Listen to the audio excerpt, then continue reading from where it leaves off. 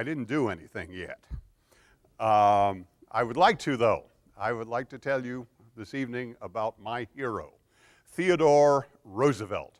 It would help me if before I start, if I had a little better idea. How much do you already know about Theodore Roosevelt? Anybody? Yes, here we are, the young scholar. Yes, president of what? Bingo. Well done. Yes, 26th president.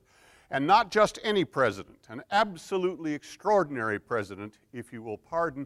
Now, I make a good part of my living going around pretending to be Theodore Roosevelt, so you must allow a little bit for my prejudice. But not much. Theodore Roosevelt was an extraordinary man, and the people of his own time knew this. He's not on Mount Rushmore by accident. I believe that he belongs up there with Lincoln and Washington and Jefferson, because I believe that our debt to him as Americans is every bit as great as the debt to those other great men. In a nutshell, this is it. When Theodore was a little boy, his father was a profoundly religious man who taught little Theodore that it was a sin for a man to be weak, but that it was even worse for a strong man to be a bully. And Theodore Roosevelt lived his entire life by that lesson. He loved power. He used power like no president before or since, not even Lincoln in wartime. But it was always with a sense of balance and restraint and responsibility. He sent the Marines, while he was president, he sent the Marines to Cuba. He sent the Marines to Panama. He sent the Marines to Santo Domingo. He sent the Marines to Nicaragua. He sent the Marines to Guatemala. He sent the Marines to Morocco. And they never fired a shot. Not one. He got what he wanted. He was a tough negotiator. He negotiated from strength. He got what he needed, but without ever firing a shot while he was president. He was enormously proud of that fact. So I think that our debt to him is just enormous as Americans. And also, and quite apart from that, I think he was just one of the most interesting men who ever lived. And I believe that the reason that he was so interesting is because he was interested. And he said so himself. He said that he met a great many people that he did not like, but he never met a person that he did not think was interesting.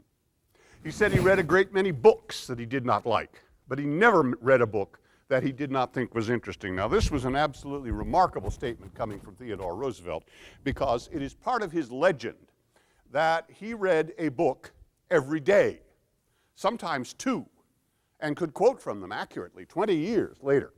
He read in 7 languages, including Portuguese. He learned Portuguese when he was 55 years of age. He was going down to explore a river in Brazil that had never been explored before, and he was going to trace its headwaters back to the Amazon. And he had heard that there were some sort of interesting writers coming up in Brazil, and he wanted to be able to read their books and speak to them in their own language. So at the age of 55, he learned Portuguese. My favorite book story about Roosevelt is when he was a cowboy and a deputy sheriff in the Dakota Territories.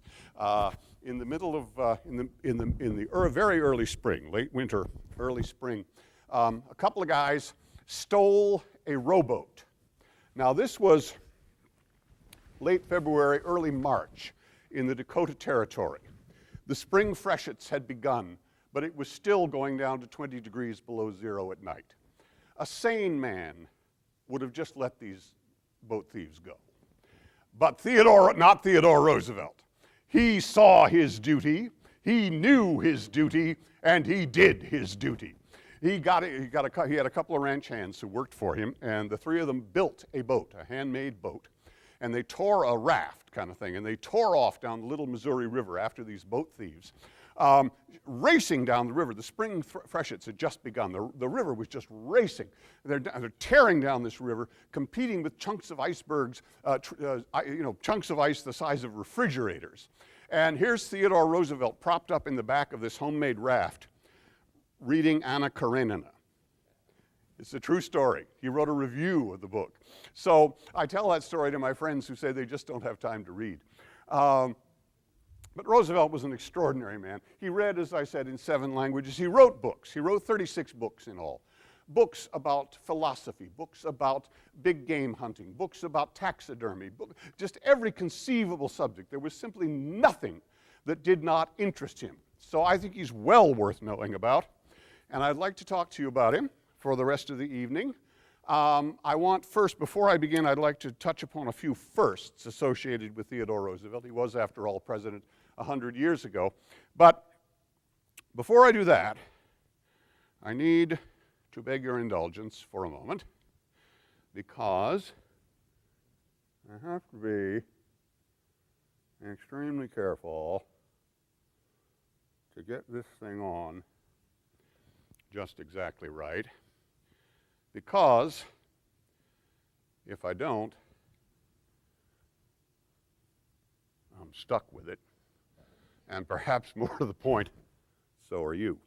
So, now sometimes, because in the course of the next hour I'm going to talk a great deal, and sometimes during the course of the presentation this thing kind of gets loose and starts to flap around. If that should happen, I want you to know that it's extremely embarrassing to me if you point it out to me. But it's a whole lot more embarrassing if you don't. So I'll thank you to keep an eye on this thing for me. Now, first, associated with Theodore, keeping in mind that he was president 100 years ago. Oh, by the way, he was the youngest president we ever had, and the youngest ex-president. He was an elder statesman at the age of 49. He was the first American to win the Nobel Prize. He won the Peace Prize in 1905 for settling almost single-handedly a war between Russia and Japan, which had killed over 1 million men. He was the first president to own an automobile. He was the first president to go down in a submarine or up in an airplane. And the reason he went down in the submarine is suggestive, revealing. 100 years ago, this was well before the Great War, the First World War, submarines were not even submarines. They were submersibles. They were surface ships which could go briefly underwater. And they were incredibly dangerous. There was a mortality rate of almost 20% among submariners, meaning that out of every 5 sailors who went down in the submarine, 1 did not come up alive. It was that dangerous. And Roosevelt did not want any sailor in the United States Navy to think that he would require them to do something that he would not do. So he simply took command of a submarine. He went down to the naval station at Hampton Roads in Virginia. He said, "I'll take that one." They didn't dare stop him. He was president. And the submarine he picked was rather fortuitously called the Plunger. He actually piloted the thing underwater and actually banged into some stuff too, but managed to bring it more or less safely to the surface. The airplane was in 1905. Off the top of your head, who can recall when the Wright brothers first flew? 1903, close. So 2 years later, Theodore Roosevelt, President of the United States, went up in an airplane, which can be called an airplane only by charity. It was a great big box kite with a motor on it. He went up at a county fair in Ohio and was supposed to tour the county. But the pilot was too scared. The pilot was so terrified that he brought him down after 1.5 minutes and he actually ran away. He refused to go back up again. And the reason was that Roosevelt, who was a fairly hefty guy, insisted on leaning over the edge and waving to the crowd, with the predictable result that the airplane went like this. Now, Theodore Roosevelt thought that was a lot of fun. This will give you some idea of the man we're talking about here. One last little thing before I begin. All of this reading that impresses me so much and writing was in spite of the fact that if he were alive today, they wouldn't let him have a driving license. He was so nearsighted that without his spectacles, he was not able to recognize his own grandchildren 8 feet away. So I think it makes all that reading and writing that much more remarkable. Now, Theodore Roosevelt, again at a county fair in Ohio, he came to give a speech and he said, among other things, my friends, my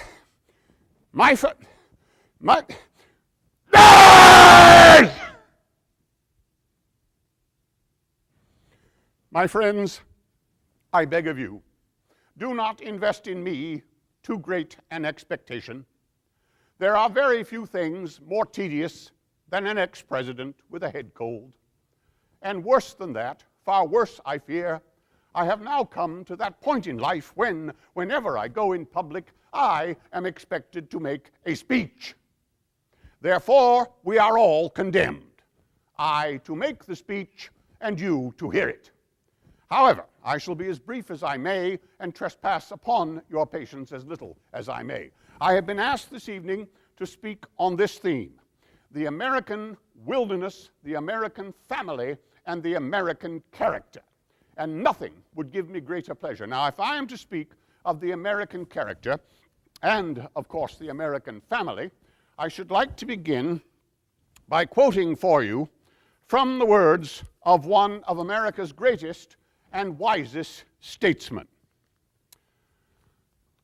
All the powers of all the nations of all the earth are as dust in the windy street unless they have back of them the strong and tender virtues of the family, of the love of the one man for the one woman, and the fearless and joyful acceptance of the responsibility for the children who are theirs. My friends, I believe in these words. I believe in them with all my heart. That is why I wrote them. Now, if I am to speak of the American family, I hope you will pardon me if I begin by speaking of my own family. You may know that when I was a small boy, I was a very small boy. I was. You would not think it to look at me now, but it is the truth. When I was young, I was very small. I was skinny. I could not gain weight. I suffered greatly from asthma, and I was weak and anemic. I would have terrible attacks of asthma, and my earliest memory in life is of my father holding me in his arms when I was a very small boy and walking back and forth, all night long sometimes to give me comfort. I can still hear the sound of his heels on the floor. And I would have, as I said, these dreadful attacks in the wintertime, and everyone thought that I should die. In fact, they had prepared a coffin for me. They kept this grisly object hidden in the basement. They didn't think I knew about it, but I did. I would have these terrible attacks in the wintertime. My chest would seize, and I was unable to breathe, and everyone thought, oh my goodness, this is the night that he will die. But my father would not let me.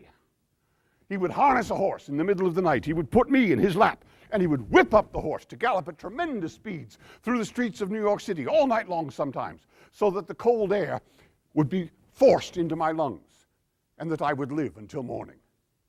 My father got me lungs. He got me breath. He got me life.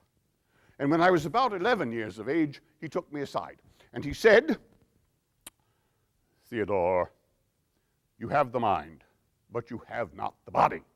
And without the body, the mind cannot go as far as it should. Therefore, you must make your body. It is hard drudgery to make one's body, but I know you will do it. Well, I took this as a challenge. I pulled myself up to my full height, at that time about 4 foot 2 inches, and I said, Father, I will make my body. And I did that. I had read books about mighty men, heroes out in the open, Ivanhoe, Robin Hood, Beowulf. I longed to be, I loved to read about those men, and I longed to be like them, strong men who could make their own way in the world. I made a challenge of it. I ran across every river, every field I could find, or up and down every hill. I swam across every river and climbed every tree that I could find. I spent endless hours with dumbbells and barbells and parallel bars because I longed to be a mighty hero like those great athletic men that I had read about in books. I never became a hero. I never became a great athlete. If you want the truth, I never became a very good athlete. But I did live. I did not die. I did grow stronger. I did become president of the United States, and I did become a pretty good cowboy. So there must have been something in what my father told me. Now, when I was your age, my dear young friend, I am sorry to have to inform you that you are the only person, yes, you are the only personage of your age here this evening. Therefore, I'm going to place a great burden on you. You will see as the evening goes along how I will recruit you to save the United States of America from its enemies, both domestic and foreign. Will you accept that challenge, my young friend? Good lad. Good man. Now, where was I? I've completely lost my train of thought. What was I saying? I see. You have lost my train of thought as well. What did you say, my young friend? A good cowboy, that's right. I became a middling good cowboy. So, now my father, as I said, we adored him. I did, and my brother Elliot. I had one brother, Elliot, who was younger, and two sisters. Anna was older, and Corinne was younger. And we adored my mother and my father. Now, my mother was a Southern lady. She had come from Georgia to what was for her a very cold and alien climate, New York City, to marry my father. They were deeply in love. And my mother had what we used to call in those olden times the Southern virtues. She was charming and clever and witty. She knew endless stories, Brer Rabbit stories, of course, because she was from Georgia. But not those ones that you read in the books, but the real ones. And she would tell them over and over again. And to me, she would tell stories of the men in her family, men who had been sea captains and soldiers. And all of this seemed to me to be impossibly beautiful and romantic. And my mother had a tremendous and almost explosive affection and love for almost everyone that she ever met. And sometimes it would simply boil over, and we would all catch it for no reason at all. We would rush together in the middle of the room and have an enormous hug, you see. You're a very good sport, my friend. Thank you. I should hope not. I'm not that unattractive, I should hope.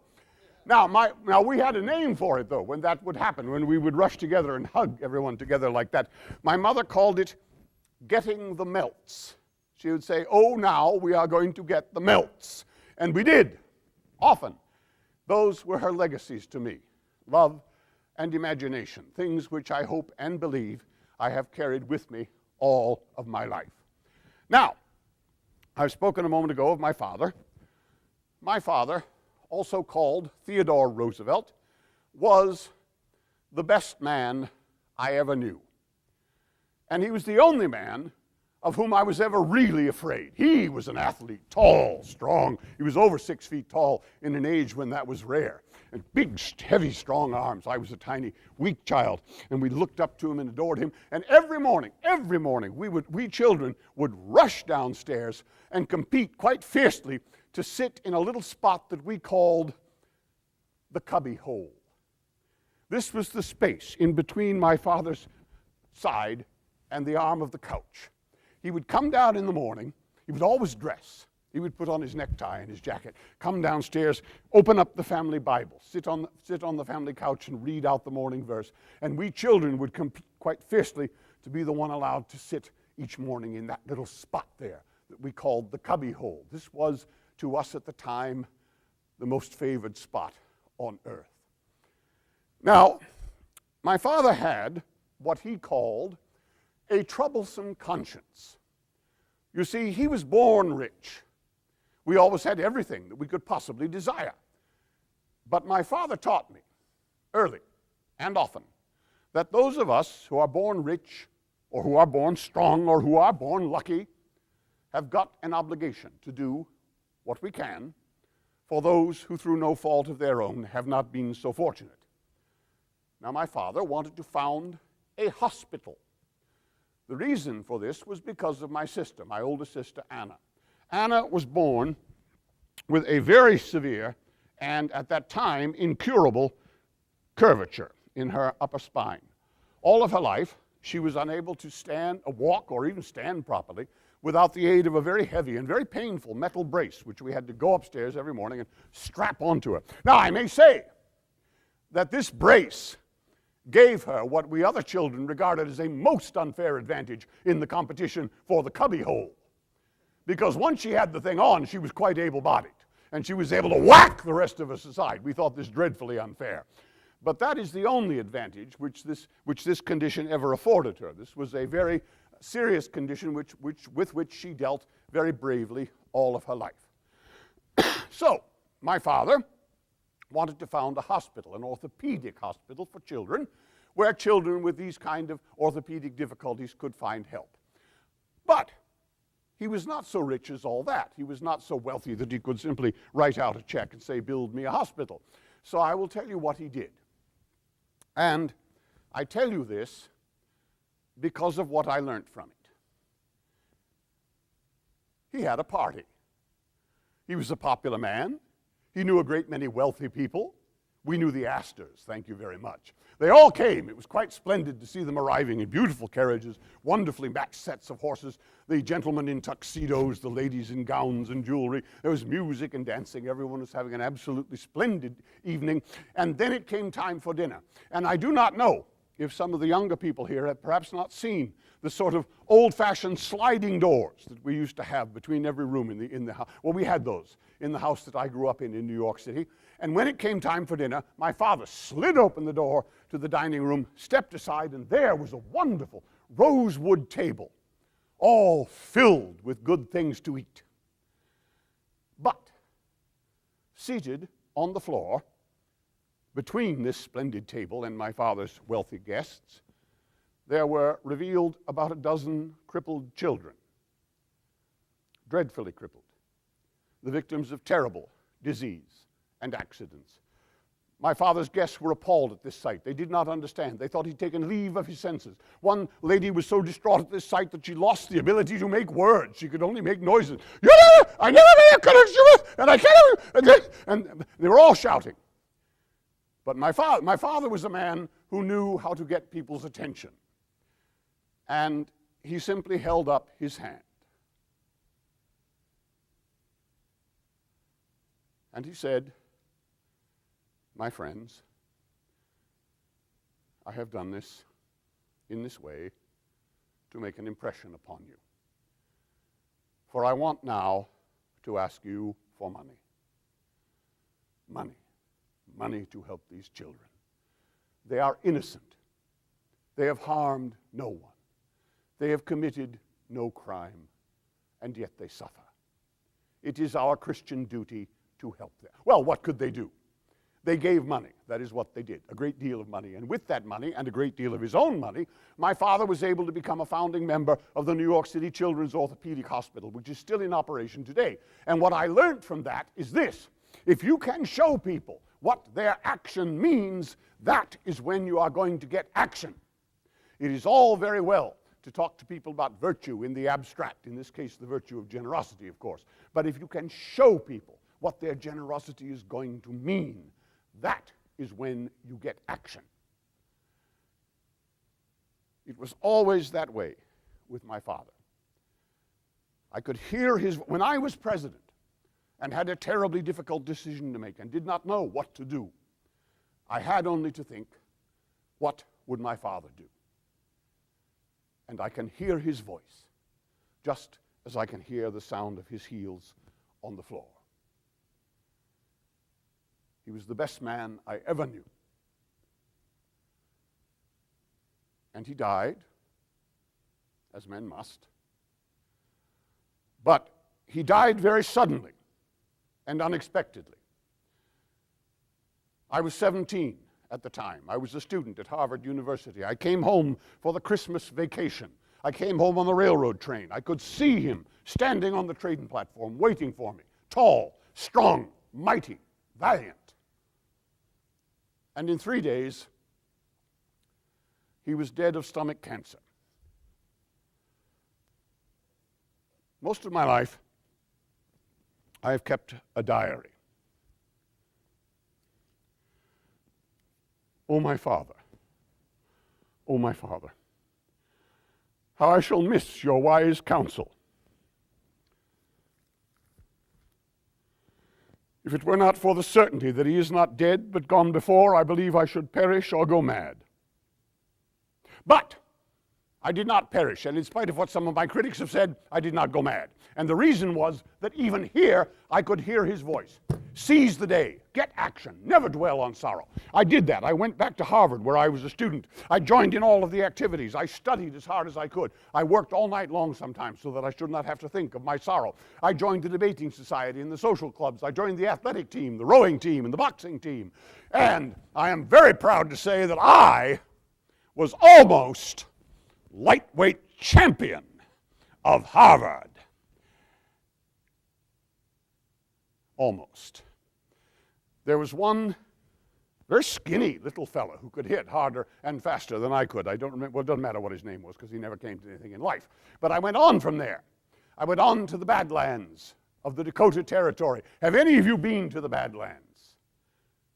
I thought it was have you? What did you think of it, my friend? Nice and beautiful. That was not my impression. Would you agree with me that it was beautiful without being pretty? It is grimly beautiful, I thought.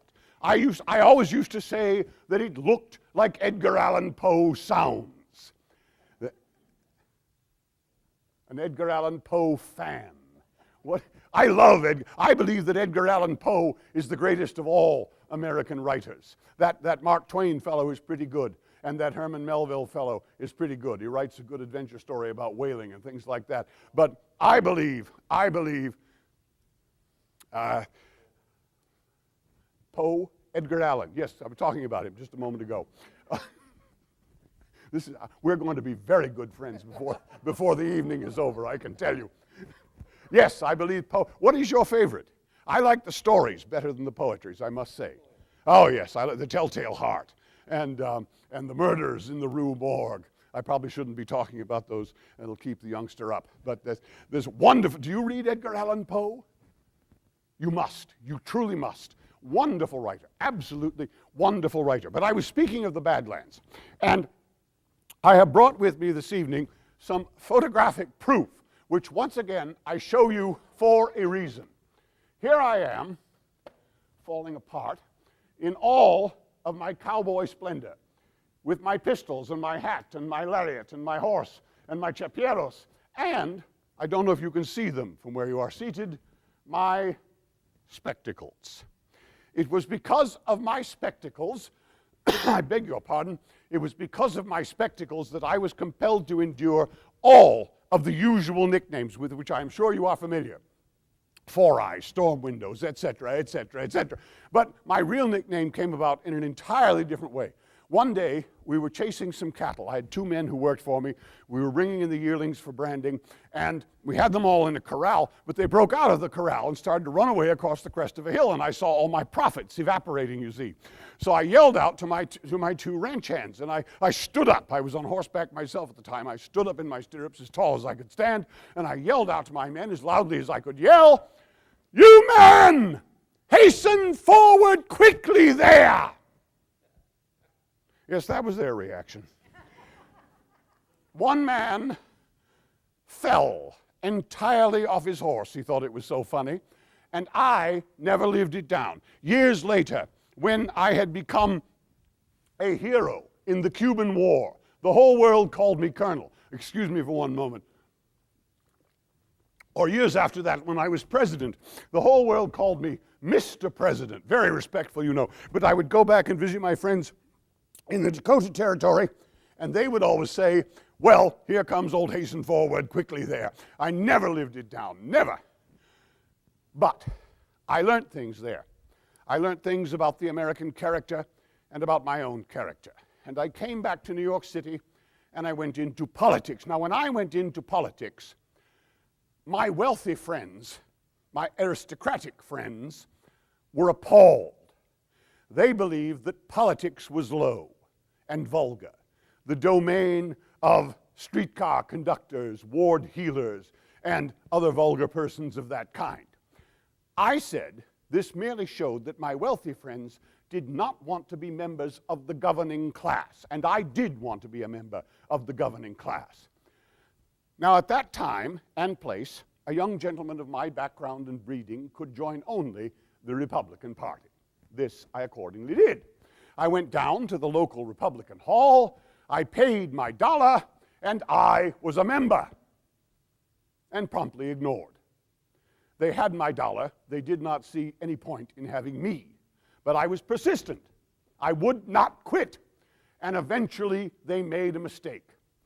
In the year 1880, they had an election for the state assembly which they believed they could not possibly win. But of course they had to run someone.